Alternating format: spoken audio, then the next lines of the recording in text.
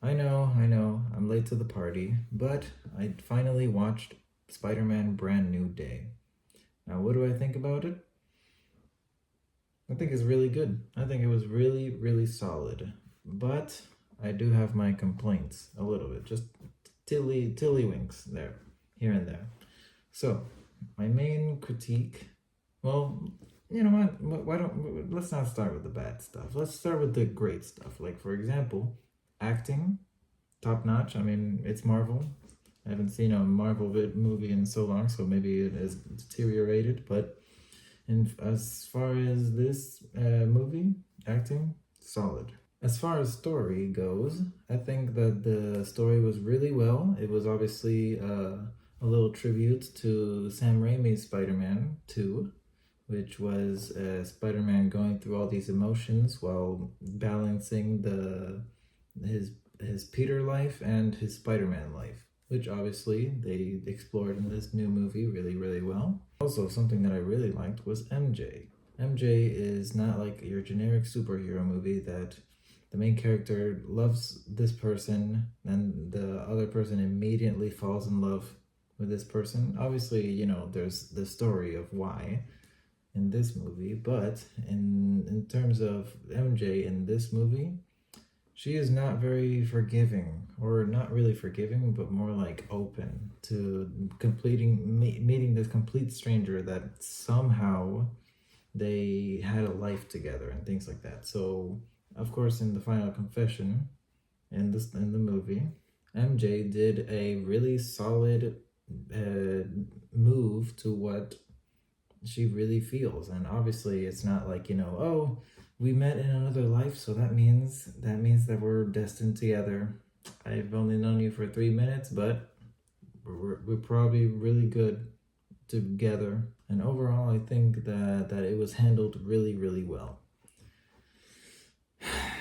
Now let's go to the complaints. And obviously it's not like a super complaint or anything, but it is a minor complaint overall. The only complaint that I can think of is two things. Number one, the villain. The villain is not really something to think about. Like when you watch the movie, you're like, okay, who's the main villain? Like obviously the obvious answer would be Jean Grey, and to a certain extent, yeah, but you know that it's a tragic backstory and she's just trying to take revenge on what happened to her sister. That's not a villain. The true villain obviously is the guy that is doing all these experiments with different special kids and special people. So he's supposed to be the big bad, but if he's supposed to be the big bad, he's not really a intimidating villain because number one, in Homecoming, the Vulture was the big boy, and they had a big fight, and it was super cool. And in the second movie, in Far From Home, it was the Mysterio and his gigantic, monsters and things like that. And that was a really cool. Big fight at the end, super cool.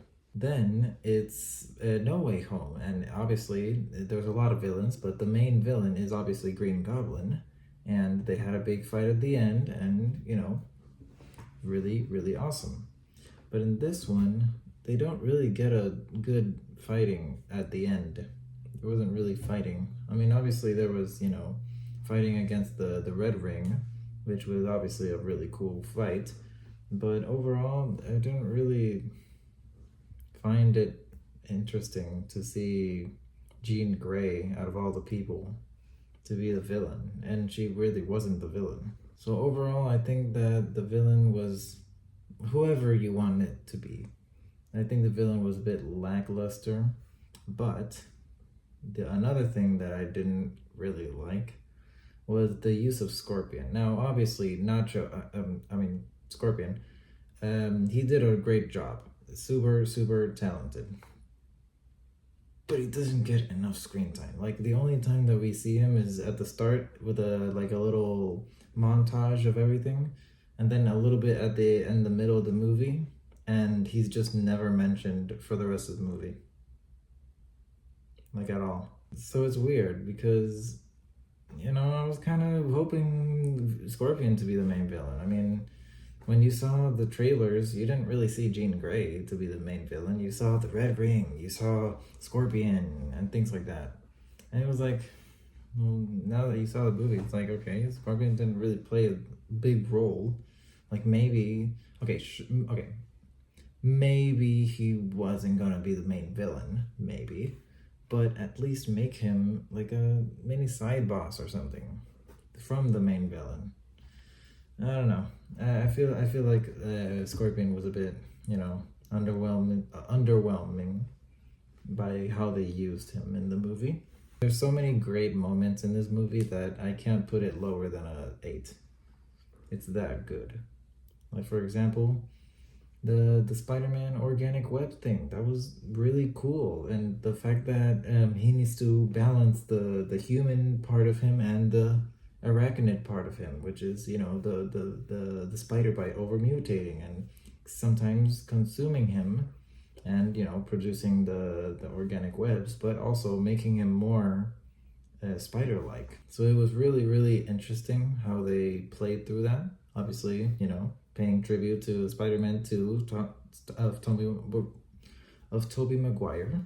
And overall, I think the Punisher did a really well job. I mean, obviously he's much more serious in other media, but in this one they balanced out the PG-13. So I think I really like that part of him. So overall, I think it's still a 9 out of 10. I think it's still a really enjoyable movie. I just personally think that the main villain was kind of and Scorpion was kind of But overall, still an amazing movie. But anyway, I hope you enjoyed. This was my review for Spider-Man Brand New Day. But thank you for watching. Yeah.